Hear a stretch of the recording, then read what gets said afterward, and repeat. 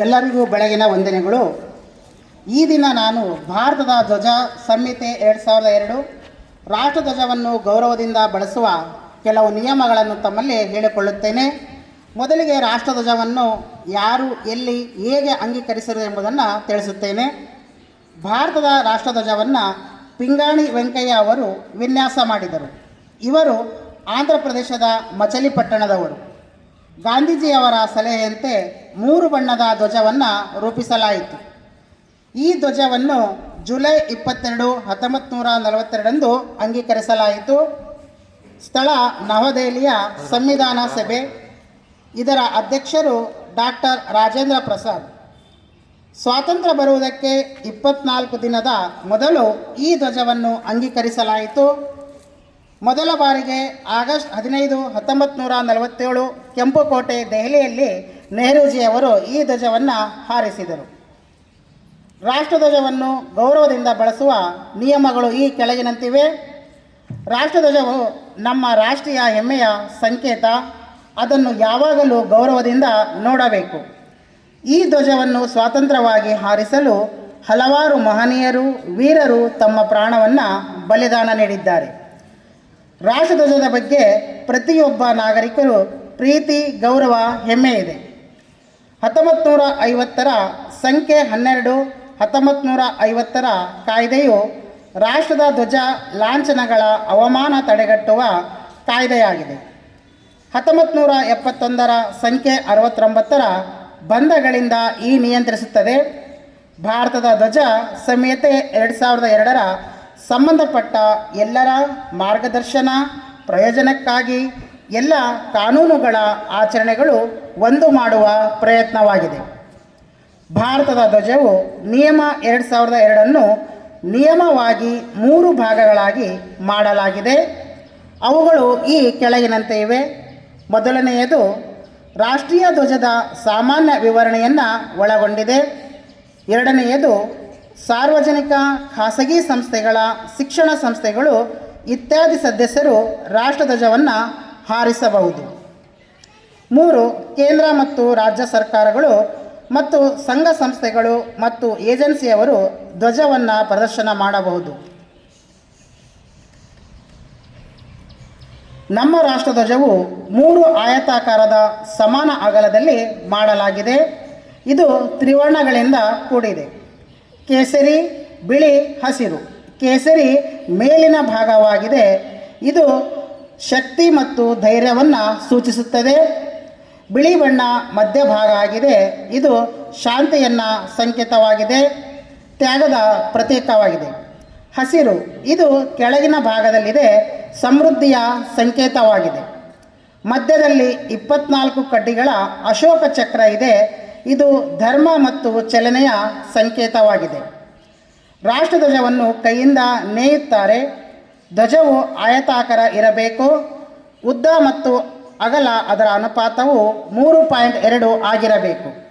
ಸಾರ್ವಜನಿಕರು, ಖಾಸಗಿ ಸಂಸ್ಥೆಗಳು, ಶಿಕ್ಷಣ ಸಂಸ್ಥೆಗಳು ಧ್ವಜವನ್ನು ಪ್ರದರ್ಶಿಸುವರ ಮೇಲೆ ಯಾವುದೇ ನಿರ್ಬಂಧ ಇರುವುದಿಲ್ಲ. ಧ್ವಜ ಮತ್ತು ಲಾಂಛನವನ್ನು ವಾಣಿಜ್ಯ ಉದ್ದೇಶಗಳಾಗಿ ಬಳಸಬಾರದು.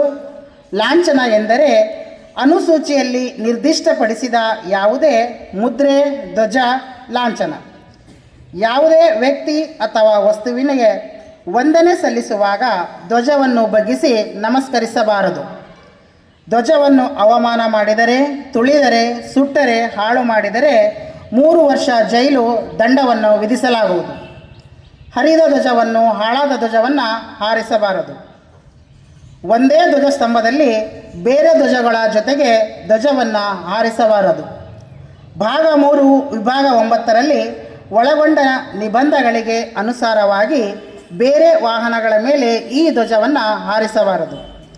ರಾಷ್ಟ್ರೀಯ ಗೌರವಕ್ಕೆ ಧಕ್ಕೆ, ಅವಮಾನ ತಡೆಗಟ್ಟುವಿಕೆ ಕಾಯ್ದೆ 1971 ವೇದಿಕೆ ಮೇಲೆ ಭಾಷಣಕಾರರು ಧ್ವಜವನ್ನು ಪ್ರದರ್ಶಿಸುವಾಗ ಪ್ರೇಕ್ಷಕರ ಬಲದಲ್ಲಿ ಸಮನಾಗಿ ಹಾರಿಸಬೇಕು. ಧ್ವಜದ ಎತ್ತರದಲ್ಲಿ ಯಾವುದೇ ಅಲಂಕಾರ ವಸ್ತುಗಳನ್ನು, ಮಾಲೆಗಳನ್ನು ಇಡಬಾರದು. ಧ್ವಜವನ್ನು ಯಾವುದೇ ಅಲಂಕಾರಕ್ಕೆ ಬಳಸಬಾರದು. ರಾಷ್ಟ್ರೀಯ ಸಾಂಸ್ಕೃತಿಕ ಆಚರಣೆ ಮತ್ತು ಕ್ರೀಡೆಗಳಲ್ಲಿ ಕಾಗದ ಧ್ವಜಗಳನ್ನು ಬೀಸಬಹುದು. ಯಾವುದೇ ಕಾರಣಕ್ಕೂ ಧ್ವಜವನ್ನು ನೆಲದ ಮೇಲೆ ನೀರಿನಲ್ಲಿ ಹಾಕಿ ಹಾಳು ಮಾಡಬಾರದು. ಧ್ವಜವನ್ನು ಅರ್ಧಕ್ಕೆ ಹಾರಿಸಬಾರದು. ಖಾಸಗಿ ಅಂತ್ಯಕ್ರಿಯೆಗಳಲ್ಲಿ ಈ ಧ್ವಜಗಳನ್ನು ಬಳಸಬಾರದು. ಧ್ವಜದ ಮೇಲೆ ಯಾವುದೇ ವ್ಯಕ್ತಿಯ ಹೆಸರುಗಳನ್ನು, ಅಕ್ಷರಗಳನ್ನು, ಚಿಹ್ನೆಗಳನ್ನು ಬರೆಯಬಾರದು. ಧ್ವಜವನ್ನು ಯಾವುದೇ ವಾಹನಗಳ ಮೇಲೆ ಹೊದಿಕೆಯಾಗಿ ಹೊಚ್ಚಬಾರದು.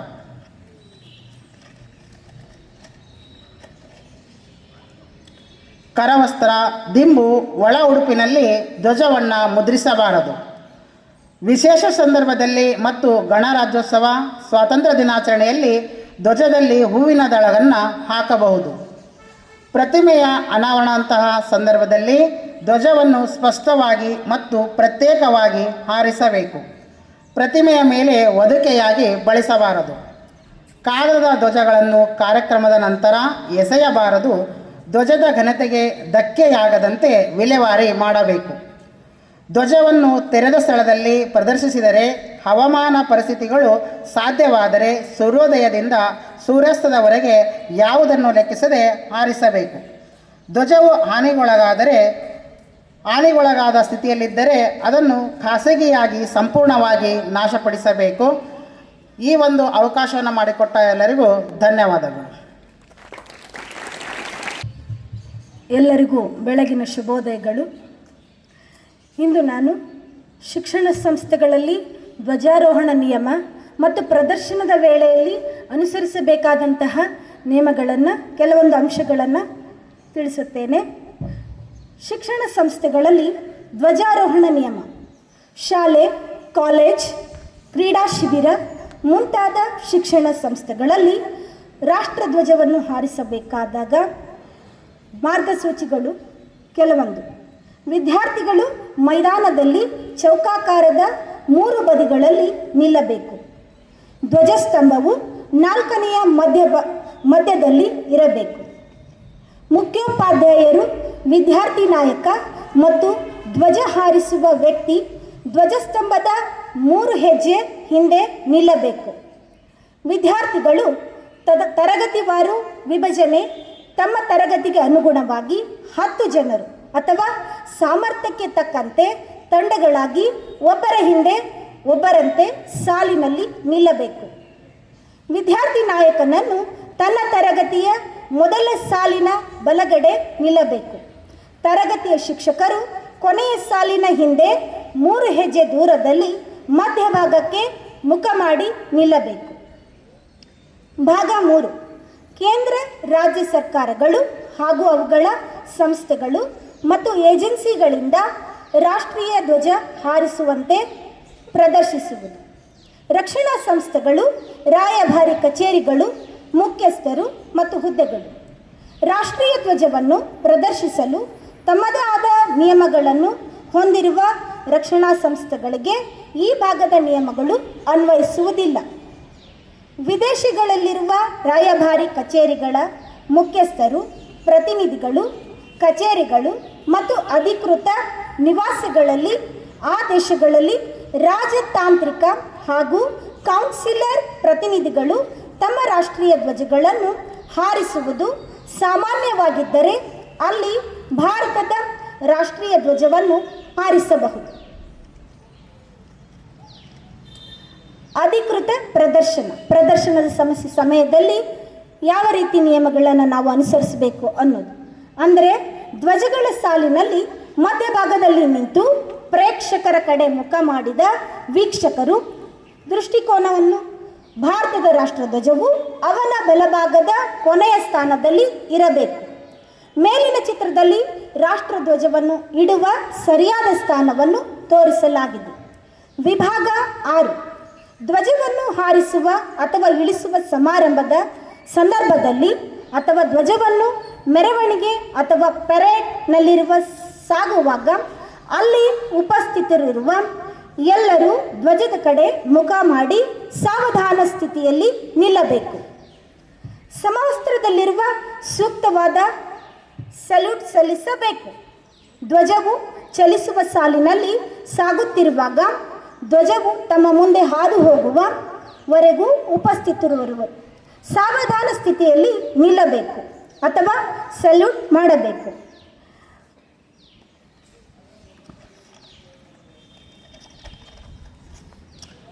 ಮೇಲಿನ ವಿಭಾಗ 1ರಲ್ಲಿರುವ ನಿಯಮಗಳಿಗೆ ಒಳಪಟ್ಟು ಎಲ್ಲ ಸರ್ಕಾರಗಳು ಹಾಗೂ ಅವುಗಳ ಸಂಸ್ಥೆಗಳು ಈ ಭಾಗದಲ್ಲಿ ನೀಡಿರುವ ನಿಯಮಗಳನ್ನು ಕಡ್ಡಾಯವಾಗಿ ಪಾಲಿಸಬೇಕು.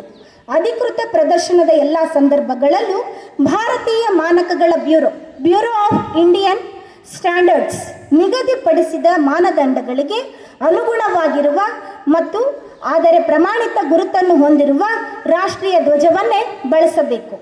ಇತರ ಸಂದರ್ಭಗಳಲ್ಲಿ ಸೂಕ್ತ ಗಾತ್ರದ ಇಂತಹ ಧ್ವಜಗಳನ್ನೇ ಹಾರಿಸುವುದು ಅಪೇಕ್ಷಣೀಯವಾಗಿದೆ.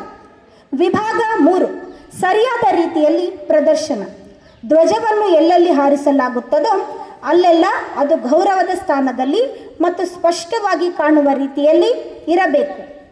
ಯಾವುದೇ ಸಾರ್ವಜನಿಕ ಕಟ್ಟಡದ ಮೇಲೆ ಧ್ವಜ ಹಾರಿಸುವ ಪದ್ಧತಿ ಇದ್ದಲ್ಲಿ ಭಾನುವಾರ ಮತ್ತು ರಜಾದಿನಗಳು ಸೇರಿದಂತೆ ಎಲ್ಲ ದಿನಗಳಲ್ಲೂ ಧ್ವಜವನ್ನು ಹಾರಿಸಬೇಕು. ಈ ಸಂಹಿತೆಯಲ್ಲಿ ಬೇರೆ ರೀತಿಯಾಗಿ ಹೇಳಿರುವುದನ್ನು ಹೊರತುಪಡಿಸಿ ಹವಾಮಾನ ಪರಿಸ್ಥಿತಿ ಹೇಗಿದ್ದರೂ ಸೂರ್ಯೋದಯದಿಂದ ಸೂರ್ಯಾಸ್ತದವರೆಗೆ ಧ್ವಜವನ್ನು ಹಾರಿಸಬೇಕು.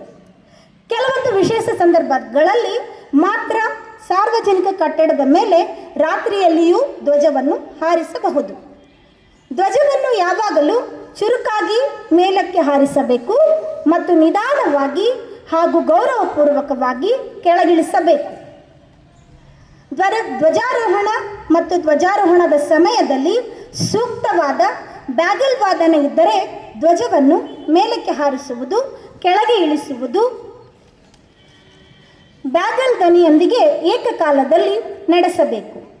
ಕಿಟಕಿ, ಬಾಲ್ಕನಿ ಅಥವಾ ಕಟ್ಟಡದ ಮುಂಭಾಗದಿಂದ ಅಡ್ಡವಾಗಿ ಅಥವಾ ಕೊನೆಯಲ್ಲಿ ಹೊರಚಾಚಿದ ಕಂಬದ ಮೇಲೆ ಧ್ವಜ ಪ್ರದರ್ಶಿಸುವಾಗ ಕೇಸರಿ ಬಣ್ಣದ ಪಟ್ಟಿಯು ಕಂಬದ ಹೊರಗಿನ ತುದಿಯಲ್ಲಿರಬೇಕು. ಗೋಡೆಯ ಮೇಲೆ ಧ್ವಜವನ್ನು ಸಮತಟ್ಟಾಗಿ ಮತ್ತು ಅಡ್ಡವಾಗಿ ಪ್ರದರ್ಶಿಸಿದಾಗ ಕೇಸರಿ ಬಣ್ಣದ ಪಟ್ಟಿಯು ಮೇಲ್ಭಾಗದಲ್ಲಿರಬೇಕು. ಲಂಬವಾಗಿ ಪ್ರದರ್ಶಿಸಿದಾಗ ಧ್ವಜವನ್ನು ಎದುರಿಗೆ ನಿಂತಿರುವ ವ್ಯಕ್ತಿಯು ದೃಷ್ಟಿಕೋನದಲ್ಲಿ ಕೇಸರಿ ಬಣ್ಣದ ಪಟ್ಟಿ ಬಲಭಾಗದಲ್ಲಿರಬೇಕು. ಅಂದರೆ ಧ್ವಜವನ್ನು ಎದುರು ನಿಂತಿರುವ ವ್ಯಕ್ತಿಗೆ ಎಡಭಾಗದಲ್ಲಿ ಕಾಣುತ್ತಿರುವಂತಿರಬೇಕು. ಭಾಷಣಕಾರರ ವೇದಿಕೆಯಲ್ಲಿ ಧ್ವಜವನ್ನು ಪ್ರದರ್ಶಿಸುವಾಗ ಪ್ರೇಕ್ಷಕರನ್ನು ಎದುರಿಸಿ ನಿಂತಿರುವ ಭಾಷಣಕಾರನ ಬಲಭಾಗದಲ್ಲಿರುವ ಕಂಬದ ಮೇಲೆ ಧ್ವಜವನ್ನು ಹಾರಿಸಬೇಕು. ಅಥವಾ ಭಾಷಣಕಾರನ ಹಿಂದೆ ಮತ್ತು ಮೇಲಿರುವ ಗೋಡೆಯ ಮೇಲೆ ಧ್ವಜವನ್ನು ಸಮತಟ್ಟಾಗಿ ಪ್ರದರ್ಶಿಸಬಹುದು. ಪ್ರತಿಮೆಯ ಅನಾವರಣದಂತಹ ಸಂದರ್ಭಗಳಲ್ಲಿ ಧ್ವಜವನ್ನು ಬಳಸುವಾಗ ಅದನ್ನು ಪ್ರತ್ಯೇಕವಾಗಿ ಮತ್ತು ಸ್ಪಷ್ಟವಾಗಿ ಪ್ರದರ್ಶಿಸಬೇಕು. ಮೋಟಾರು ಕಾರಿನ ಮೇಲೆ ಧ್ವಜವನ್ನು ಒಂಟಿಯಾಗಿ ಪ್ರದರ್ಶಿಸುವಾಗ ಅದನ್ನು ಒಂದು ಕಂಬದ ಮೇಲೆ ಹಾರಿಸಬೇಕು. ಆ ಕಂಬವನ್ನು ಕಾರಿನ ಬ್ಯಾನೆಟ್ನ ಮುಂಭಾಗದಲ್ಲಿ, ಮಧ್ಯಭಾಗದಲ್ಲಿ ಅಥವಾ ಕೆಳಭಾಗದಲ್ಲಿ, ಬಲಭಾಗದಲ್ಲಿ ದೃಢವಾಗಿ ಅಳವಡಿಸಬೇಕು. ವಿಭಾಗ 4 ತಪ್ಪಾದ ಪ್ರದರ್ಶನ. ಯಾವ ರೀತಿ ತಪ್ಪಾಗಿ ಪ್ರದರ್ಶಿಸಬಾರದು ಧ್ವಜಾರೋಹಣವನ್ನು. ಹಾನಿಗೊಳಗಾದ ಅಥವಾ ಸರಿಯಾಗಿ ಜೋಡಿಸದ ಕಳಚಿಕೊಂಡಿರುವ ರಾಷ್ಟ್ರಧ್ವಜವನ್ನು ಪ್ರದರ್ಶಿಸಬಾರದು. ಯಾವುದೇ ವ್ಯಕ್ತಿ ಅಥವಾ ವಸ್ತುವಿಗೆ ಗೌರವ ಸೂಚಿಸುವ ಸಲುವಾಗಿ ರಾಷ್ಟ್ರಧ್ವಜವನ್ನು ಕೆಳಕ್ಕೆ ಬಾಗಿಸಬಾರದು. ರಾಷ್ಟ್ರಧ್ವಜಕ್ಕಿಂತ ಮೇಲ್ಭಾಗದಲ್ಲಿ ಅಥವಾ ಅದರ ಪಕ್ಕದಲ್ಲಿ ಬೇರೆ ಯಾವುದೇ ಧ್ವಜ ಅಥವಾ ಅಲಂಕಾರಿಕ ಬಾವುಟವನ್ನು ಇಡಬಾರದು.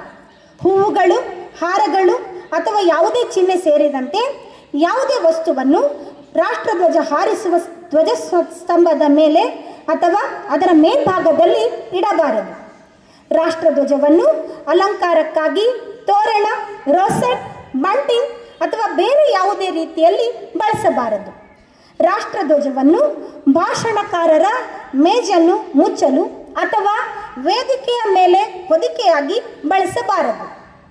ರಾಷ್ಟ್ರಧ್ವಜವನ್ನು ಕೇಸರಿ ಬಣ್ಣ ಕೆಳಭಾಗದಲ್ಲಿ ಬರುವಂತೆ ಪ್ರದರ್ಶಿಸಬಾರದು. ರಾಷ್ಟ್ರಧ್ವಜವು ನೆಲ, ಹಾಸಿಗೆಗೆ ಅಥವಾ ನೀರಿನಲ್ಲಿ ತಾಗಲು ಬಿಡಬಾರದು. ರಾಷ್ಟ್ರಧ್ವಜಕ್ಕೆ ಹಾನಿಯಾಗುವ ಯಾವುದೇ ರೀತಿಯಲ್ಲಿ ಅದನ್ನು ಪ್ರದರ್ಶಿಸಬಾರದು ಅಥವಾ ಕಟ್ಟಬಾರದು. ವಿಭಾಗ 6. ಇತರ ದೇಶಗಳ ಧ್ವಜಗಳೊಂದಿಗೆ ಒಂದೇ ಸರಳ ಸಾಲಿನಲ್ಲಿ ರಾಷ್ಟ್ರಧ್ವಜವನ್ನು ಪ್ರದರ್ಶಿಸುವಾಗ ಭಾರತದ ರಾಷ್ಟ್ರಧ್ವಜವು ಬಲಭಾಗದ ಕೊನೆಯ ಸ್ಥಾನದಲ್ಲಿರಬೇಕು. ಅಂದರೆ ಧ್ವಜಗಳ ಸಾಲಿನ ಮಧ್ಯಭಾಗದಲ್ಲಿ ನಿಂತು ಪ್ರೇಕ್ಷಕರ ಕಡೆ ಮುಖ ಮಾಡಿದ ವೀಕ್ಷಕರು ಭಾರತದ ರಾಷ್ಟ್ರಧ್ವಜವು ಅವನ ಬಲಭಾಗದ ಕೊನೆಯ ಸ್ಥಾನದಲ್ಲಿ ಇರಬೇಕು. ಮೇಲಿನ ಚಿತ್ರದಲ್ಲಿ ರಾಷ್ಟ್ರಧ್ವಜವನ್ನು ಇಡುವ ಸರಿಯಾದ ಸ್ಥಾನವನ್ನು ತೋರಿಸಲಾಗಿದೆ. ವಿಭಾಗ 6. ಧ್ವಜವನ್ನು ಹಾರಿಸುವ ಅಥವಾ ಇಳಿಸುವ ಸಂದರ್ಭದಲ್ಲಿ ಅಥವಾ ಧ್ವಜವನ್ನು ಮೆರವಣಿಗೆ ಅಥವಾ ಪೆರೇಡ್ನಲ್ಲಿರುವ ಸಾಗುವಾಗ ಅಲ್ಲಿ ಉಪಸ್ಥಿತರಿರುವ ಎಲ್ಲರೂ ಧ್ವಜದ ಕಡೆ ಮುಖ ಮಾಡಿ ಸಾವಧಾನ ಸ್ಥಿತಿಯಲ್ಲಿ ನಿಲ್ಲಬೇಕು. ಸಮವಸ್ತ್ರದಲ್ಲಿರುವ ಸೂಕ್ತವಾದ ಸೆಲ್ಯೂಟ್ ಸಲ್ಲಿಸಬೇಕು. ಧ್ವಜವು ಚಲಿಸುವ ಸಾಲಿನಲ್ಲಿ ಸಾಗುತ್ತಿರುವಾಗ ಧ್ವಜವು ತಮ್ಮ ಮುಂದೆ ಹಾದು ಹೋಗುವವರೆಗೂ ಉಪಸ್ಥಿತರಿರಬೇಕು. ಸಾವಧಾನ ಸ್ಥಿತಿಯಲ್ಲಿ ನಿಲ್ಲಬೇಕು ಅಥವಾ ಸೆಲ್ಯೂಟ್ ಮಾಡಬೇಕು. ಗಮನಾರ್ಹ ವ್ಯಕ್ತಿಯೊಬ್ಬರು ತಲೆಯ ಮೇಲೆ ಟೋಪಿ ಅಥವಾ ಯಾವುದೇ ಶಿರಸ್ತ್ರಾಣವಿಲ್ಲದಿದ್ದರೂ ಸೆಲ್ಯೂಟ್ ಸ್ವೀಕರಿಸಬಹುದು. ಇಷ್ಟೆಲ್ಲ ವೈಭವದಿಂದ ಕೂಡಿದಂತಹ ನಮ್ಮ ಭಾರತ ರಾಷ್ಟ್ರ ಧ್ವಜವನ್ನು ರಕ್ಷಿಸುವುದು ನಮ್ಮೆಲ್ಲರ ಹೊಣೆಯಾಗಿದ್ದು ಇದನ್ನು ಅತ್ಯಂತ ನಿಷ್ಠೆಯಿಂದ ಪಾಲಿಸೋಣ ಎಂದು ಹೇಳುತ್ತಾ ನನ್ನ ವಿಷಯ ಮಂಡನೆಯನ್ನು ಮುಕ್ತಾಯಗೊಳಿಸುತ್ತೇನೆ. ಜೈ ಹಿಂದ್, ಜೈ ಭಾರತ್, ಜೈ ತ್ರಿವರ್ಣ ಧ್ವಜ್. ಬೆಳಗಿನ ಶುಭೋದಯ. ಇವತ್ತಿನ ದಿನ ನಾನು ಸಾರ್ವಜನಿಕ ಕಟ್ಟಡಗಳು, ರೈಲ್ವೆ ನಿಲ್ದಾಣಗಳು ಹಾಗೂ ವಿಮಾನ ನಿಲ್ದಾಣಗಳಲ್ಲಿ ಧ್ವಜವನ್ನು ಹಾರಿಸುವಾಗ ಪಾಲಿಸಬೇಕಾದಂಥ ನಿಯಮಗಳ ಬಗ್ಗೆ ವಿವರಿಸುತ್ತೇನೆ. ಸಾರ್ವಜನಿಕ ಕಟ್ಟಡಗಳು ಹಾಗೂ ರೈಲ್ವೆ ನಿಲ್ದಾಣಗಳಲ್ಲಿ ಎಲ್ಲರೂ ಕಡ್ಡಾಯವಾಗಿ ಪಾಲಿಸಬೇಕಂತ ವಿಷಯಗಳನ್ನು ಗಮನಿಸೋಣ. ಇತರ ದೇಶಗಳ ಧ್ವಜದೊಂದಿಗೆ ರಾಷ್ಟ್ರ ಧ್ವಜವನ್ನು ಹಾರಿಸುವಾಗ ಎಲ್ಲ ಧ್ವಜಗಳ ಕಂಬಗಳು ಸಮಾನ ಎತ್ತರದಲ್ಲಿರಬೇಕು. ಶಾಂತಿಯ ಸಮಯದಲ್ಲಿ ಒಂದು ದೇಶದ ಧ್ವಜವನ್ನು ಮತ್ತೊಂದು ದೇಶದ ಧ್ವಜಕ್ಕಿಂತ ಮೇಲಾಗಿ ಹಾರಿಸಬಾರದು. ರಾಷ್ಟ್ರ ಧ್ವಜವನ್ನು ಒಂದೇ ಕಂಬದ ಮೇಲೆ ಮತ್ತೊಂದು ಧ್ವಜವನ್ನು ಹಾರಿಸಬಾರದು. ಅಂದರೆ ಪ್ರತಿಯೊಂದು ಧ್ವಜಕ್ಕೆ ಪ್ರತ್ಯೇಕ ಕಂಬಗಳ ವ್ಯವಸ್ಥೆಯನ್ನು ಇರಬೇಕು. ಪ್ರಮುಖ ಸಾರ್ವಜನಿಕ ಕಟ್ಟಡಗಳಲ್ಲಿ ಮಾತ್ರ ಸಾಮಾನ್ಯವಾಗಿ ರಾಷ್ಟ್ರ ಧ್ವಜವನ್ನು ಹಾರಿಸಬೇಕು. ಗಡಿ ಪ್ರದೇಶಗಳಲ್ಲಿ ರಾಷ್ಟ್ರ ಧ್ವಜವನ್ನು ಕೆಳಗಿನ ಸ್ಥಳಗಳಲ್ಲಿ ಹಾರಿಸಬಹುದು. ಅಂದರೆ ಗಡಿ ಸುಂಕ ಕಚೇರಿಗಳು, ತಪಾಸಣಾ ಕೇಂದ್ರಗಳು, ಹೊರ ಠಾಣೆಗಳಲ್ಲಿ ನಾವು ರಾಷ್ಟ್ರಧ್ವಜವನ್ನು ಹಾರಿಸಬಹುದು.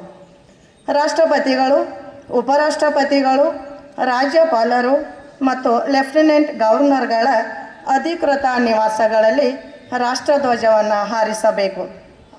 ಅಂದರೆ ರಾಷ್ಟ್ರಪತಿಗಳು, ಉಪರಾಷ್ಟ್ರಪತಿಗಳು, ರಾಜ್ಯಪಾಲರು, ಲೆಫ್ಟಿನೆಂಟ್ ಗವರ್ನರ್ಗಳು ತಮ್ಮ ನಿವಾಸದಿಂದ ನಿರ್ಗಮಿಸಿ ಮತ್ತೆ ಅದೇ ನಿವಾಸಕ್ಕೆ ಮರಳಿದಾಗ ಮತ್ತೆ ಅವರು ರಾಷ್ಟ್ರಧ್ವಜವನ್ನು ಹಾರಿಸುವಂಥ ನಿಯಮವನ್ನು ಪಾಲಿಸಬೇಕಾಗುತ್ತದೆ.